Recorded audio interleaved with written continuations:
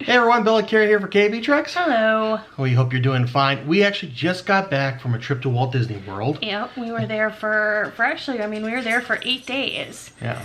Very different trip than what we've experienced in the past, but still had a lot of fun. Mm-hmm. And so with that, we thought that we would make this video before we start showing our other vlogs, kind of a what you should know before you go. Now, if you're like us, we hem and hawed for a very long time about whether or not we should go or not. We had this trip actually booked since October of last 2019. year. So we had it booked for over a year in advance. And so we didn't want to cancel it, but we understood with everything going on, it might be a case. So we decided to go forward with it. We had a great time. However, of course, we had concerns, and hopefully this video will help you if you have your concerns. So before we left, part of the reason why we decided we could still go is we did our homework on flights. So we, did a lot of research, and of course Delta, right now, they are not filling their middle seats. I think there's a couple other airlines out there that are doing that, but out of Minneapolis, Delta's kind of like the main airline. So we saw the best reviews from Delta from customers that they like their cleanliness, so that's why we decided to go with them. It was incredibly reassuring when we got on the plane. The first thing they do is when you walk on the plane, when they greet you, is they hand you a little, like Purell wipe, and so you can go to your seat and you can wipe down your seat, your armrest, and your screen. But the plane has also been sanitized. They're very clear in saying, the plane was sanitized before you even got on it. But you have this wipe, you can clean everything. Middle seat is open. They don't do food and beverage service right now. And they came by with a little bag, and the bag had a small bottle of water, bag of Cheez-Its, and some biscotti cookies, and also in that bag, like a napkin, and there was also a little, single-use sample of hand sanitizer. Everyone had to wear a mask. You could not take your mask off, and they had air flowing, everything. It was very comforting, and I did not feel too nervous being on the flight because of all of that. So to get started, one thing that we suggest is get yourself a nice, comfortable mask. Not just a mask, one different mask for every day that you're at the parks, and bring spares. Yeah, definitely this is a good piece of advice we have seen. It's warm there, and the humidity, and masks get wet and you're breathing. Personally, my favorite places to buy masks is Old Navy. They actually have a great deal. You get like 5 masks. It's like $12. They're very lightweight, very comfortable. And actually the newer fabrics from the Disney store, if you want to get into the spirit of Disney, like got my little up mask right here. These newer fabrics are really comfortable, very flexible, easy to breathe in. Easy to breathe in. Yeah. I know some people have said just the disposable masks are actually the best for them. We personally didn't use them, but definitely would recommend having a different mask every day, and also to carry a spare, because you don't know if you're gonna get caught in a downpour. You don't know if you could go on a water ride and water get in your face and get your mask all wet. So just always have a spare to be on the safe side. Also with these masks, the material on the inside has been very comfortable and didn't have as much problems with it chafing the face as other masks that we've tried that thankfully we didn't wear right. on this trip because we wore them ahead of time. Yeah. This is my first trip where I used a Loungefly backpack. This has nothing to do with COVID, just a personal, these things are awesome. They are great. Throughout the whole entire trip, Bill can tell you, I was pretty much like, oh, this is reason number 755,000 why I love my Loungefly. They're small, they're super easy to carry, they're super easy to take off, put in a ride vehicle, you don't have to worry. I used to just do like kind of a crossbody purse before. This was great because I could put full bottles of sunscreen, a full bottle of water. I mean, it is crazy how much stuff you can actually fit inside this thing. And it's small. It's not like a full-size backpack. And for the two of us, it was perfect. I never felt like it was heavy on my back or anything. Loungeflies, yes, Disney sells them. they're kind of pricey. This one personally, I actually got at Hot Topic before we left. Love the Loungefly, recommend the Loungefly. I know, again, I bought this at Hot Topic. I know they sell them at Box Lunch. Of course, the Disney ones, I'm sure they're probably a little nicer made, but yeah, love it. I'm always going to use this. Probably gonna start incorporating it in with my regular travel too. And then what you can put in there that we started taking this time is, for one, we got retractable straws, which these things have been great. A lot of places they only have paper straws.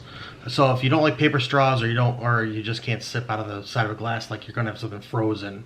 Yeah. So that's like your one exception. I like my frozen cocktails, and a paper straw just doesn't do them justice. Yeah. You can find these different styles, different prices all over the place. Yeah. And then also hand sanitizer. We brought hand sanitizer. However, one thing we learned is hand sanitizer is plentiful throughout Disney property. Everywhere. Everywhere. It is when you get in line. It's through line. It's before you get on the vehicle, after you get off the vehicle, after you get out, out of the queue, before you walk out back into the land. It's crazy. It's in the lobby of your hotel right before you go into the elevators. I know some people have said that dispensers were empty a lot and whatever. We did not experience that at all. We found hand sanitizer everywhere. So I brought like 4 bottles of sanitizer with us. I barely used one and we were constantly sanitizing, but I didn't need to use my personal stash because it was everywhere. They'll have like 4 of them at the exit, so you don't always have to go to the first one there. You can skip whoever's getting their thing and go to the next one. Also, sometimes it kicks out so much stuff. Carrie and I were just sharing, because Carrie would get way more than she would need for her, and then so she'd get it, and then I just dab my hand and I'd take half of it. Yeah. So there really could be enough for 2 people per squirt. Yeah. The way how they had that set. Because they're on kind of a delay, so sometimes, like you can be holding up the line and stuff just because it takes a while if everyone's trying to use them. So us sharing it really helped move the line, or we thought helped move the line. Yep. And it was still plenty enough for us that we were getting enough sanitizer. Something else that we took on this trip that we haven't normally taken is we've taken some breakfast bars, Nutri-Grain or Pop-Tarts, whatever. S'mores Pop-Tarts for the win. A lot of quick service and counter service places aren't open right now. So we just took those so we can have something to snack on. Like maybe we didn't have breakfast, but we had a lunch at like 1 o'clock even. That at least got us something to eat until we got to the park, if we wanted something to snack on. So that was something we did different from normal. So next thing that is a little different is housekeeping. They are still doing housekeeping. However, they're only coming into your room every other day. So we were staying at Coronado Springs. They came in every other day, and they do a very light cleaning. They basically just empty your trash and kind of clean around the area. They do not make your bed, so don't expect your bed to be made every day like when you're normally on vacation. It's a very basic light cleaning. They'll refill, like one of the days they refilled our body lotion and soap and stuff like that. So they refill that. They always took our towels whenever they came in. Even if we were planning on reusing our towels, they always took them. So we had fresh towels every other day. The garbages were emptied.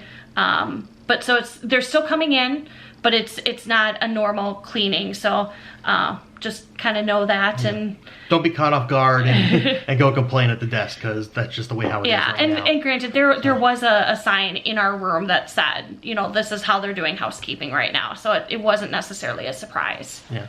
But you might forget that first day and go, why is our bed not made? So just so you're aware. We had excellent luck with buses. I think this is probably the best luck we had with a bus. Of all of our return trips back to our hotel, we had to wait for a bus one time, and that was at Disney Springs, our final night. Every other night when we were leaving the park, there was a bus waiting for us. We never had to wait. It was fantastic. When you're going to a bus, don't board the bus right away. The bus driver will tell you where to go. They'll have different spots numbered off and separators between the different spots, and so they'll say go to spot 6 and go through the back door. And so it's going to feel odd, but like the first time we saw someone do it, it's like, why are they going through the back door? And that's just the way how they're doing it now. Yeah. So don't be surprised. One thing that we have definitely done a lot more on this trip than previous trips is rideshare. Uber, Lyft. We utilized Uber more than, I think this was the most we've ever utilized Uber on this trip. Not necessarily because of anything negative against the transportation services at Disney. And transportation is great, but the reason why we utilized Uber so much is because we did have a couple of pre-park opening breakfasts at different resorts, and it's just easier right now with everything to just grab an Uber and go directly to the hotel and have your breakfast. We also had some later dinners at hotels, and so then we'd take an Uber back versus, in the past we might just, take a bus to Disney Springs or to the nearest park and get on a bus to our resort. But it's just easier this time to take Uber. Uber's pretty inexpensive.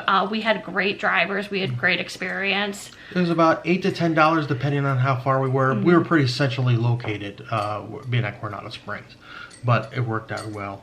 And with that, they don't encourage hotel hopping right now. However, if you do have a reservation at one of those hotels, then you can take a little walk around to check out. We had breakfast at the Riviera, so we were able to check out that beautiful resort. So now let's talk about being in the parks. People talk about the crowds and the line lengths. For starters, right before we went, they increased it from 25 to 35% capacity, and people were talking about the crowds. But don't let the crowd scare you. In our experience, most rides, the wait time was about a third less. So if it said 60 minutes, it was actually 40 minutes. If it said 15, it was only 10, something like that. If it said 75, it was a walk-on. Had that experience at Test Track. It varied. And I think there might have been two things to it. One is they're not handing out those red cards, if you know what I'm talking about, so they might not always have an accurate length. But I think part of it too is it's that Disney psychology thing that I have always really been fascinated about personally but if you say it's going to be a 60-minute wait and it only takes you 40 minutes, people are just happier. It's like a psychological thing. So I think that's part of the reason why they overestimate the wait times. So I think that's in part to keep people happy. But don't let that's not in every case. A couple times it said it'd be 55 minutes, and it was right on 55 minutes. There were other times where it said it was going to be 25 minutes, and it was closer to 40. We did have a couple of experiences like that, but those were very rare. Also with lines, one of the things that Disney has taught you since day one, if you've ever been there before, is what do they always say? Fill in all the available space. Yeah. So it just becomes habit when you get in line, and then all of a sudden you're like, whoa, okay, you're following somebody. So they do have markings on the ground for every 6 feet. However, sometimes it could be more. It all depends. If there's a line that goes parallel to you, you could have a 20-foot, 30-foot walk between one stop spot and the next one, because the other one on the side next to you is every 6 feet. So they're also taking into account your 6-foot social distancing to your left and your right, not just in front of you, behind you. Yeah, that was mostly common in like those switchback queues where you're going back and forth. Yeah. But it'll throw you off the first time, I guarantee you, that, I'm following someone a little too close. Yeah, definitely a piece of advice is, try and watch for those markers, because, we were guilty of it too, where, yeah, you're just like, you're in the mood to like get on that ride and you just want to keep going, and then all of a sudden you realize, oh, there's no marker for me, and the party behind me has taken the marker. So you just, you kind of get used to it as you get there, but the first couple of days were definitely a challenge. They also load ride vehicles the same way they do buses. Limited capacity, and then they have dividers between groups. They're doing sanitation procedures every 2 hours? Every 2 hours. And then they also stagger that. So they might do a couple vehicles, and then they'll hit those the next, so like they'll do 2 or 3 vehicles, and then the 2 or 3 after they'll hit the next time they come through. So they have some way that they keep track of it, so that way they don't shut the entire ride down for one full cycle. It's really actually kind of cool watching the little cycle of sanitizing. Yeah, so they're trying to be smart and safe for us. Yep. So be patient with cast members. Because you're wearing a mask and people can't always hear you very well, you kind of learn how to communicate without using a mask. So if I saw someone and I really liked their outfit, I'd point and do like this, so they know, and I'd be like, yeah. And they seem to like that, and they would laugh or whatever, because, Yeah, that is one thing we learned while we were we were there is, you know, with the face masks. Cast members also, a lot of the cast members are also wearing face shields in addition to their masks, as it sometimes can be kind of hard to hear. So if especially at dinner. Yeah.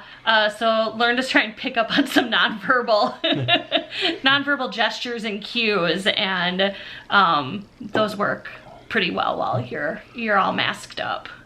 Right now they don't have the dining plan, so that takes a little getting used to for us, because we've used the dining plan every trip pretty much. I was gonna say, except for one, which was just like a 3-day little thing. Anytime we've done a week-long trip, we always have the dining plan. And so that kind of threw us off not having one. But the reason why we did so many dining plans is because we had read ahead of time it was good use of time to get a mask break. And so we were at those restaurants, not just enjoying the food, but also was, you know, a half hour or an hour to at least take the mask off. Because as long as you're sitting and eating, you're stationary, you can't take your mask off. As long as you're stationary, you can eat and drink, but they don't want you walking around. The only times I ever felt uncomfortable with people around us not wearing masks would probably be Epcot. When we were in the World Showcase, you know, well, actually it's now over, but when Food and Wine was going on, because we were there during that, as you got later into the evening, it was getting dark, we were seeing a lot more people walking around with their masks off, you know, because they were eating and drinking. And of course it's dark now at this point. But really for the most part, that was the only time, you know, I was kind of like, this isn't being, you know, monitored as well, but probably because they just couldn't see people. Yeah, or there's just too many people. Yeah. The crowd got bigger in the evening. Food and wine is popular. Yeah. Otherwise, for the most part, it was very well, you know, policed. You're not supposed to eat or drink in line.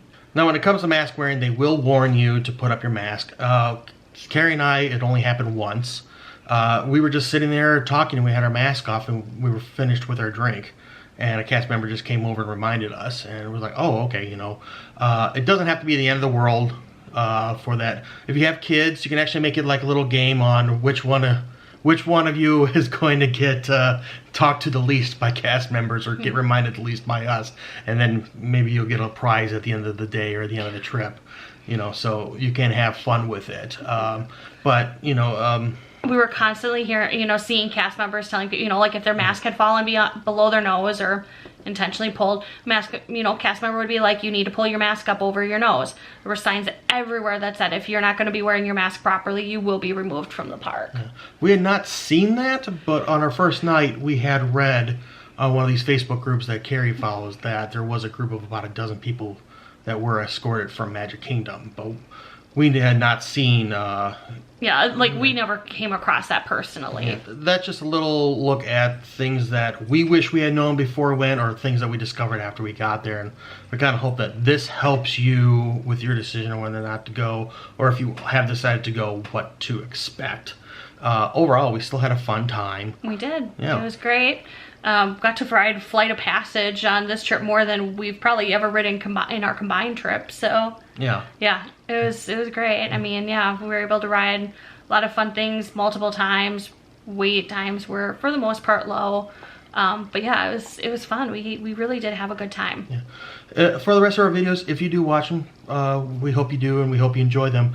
We try to focus more on not necessarily what we didn't have on this trip, but what we could still enjoy on the trip. We know there's a lot going on, so we try not to say the C word very much, COVID, that C word, because, but sometimes you had to address the elephant in the room, you know, so, again, we were trying to just enjoy what we had, not focus on what isn't there, but still, good trip.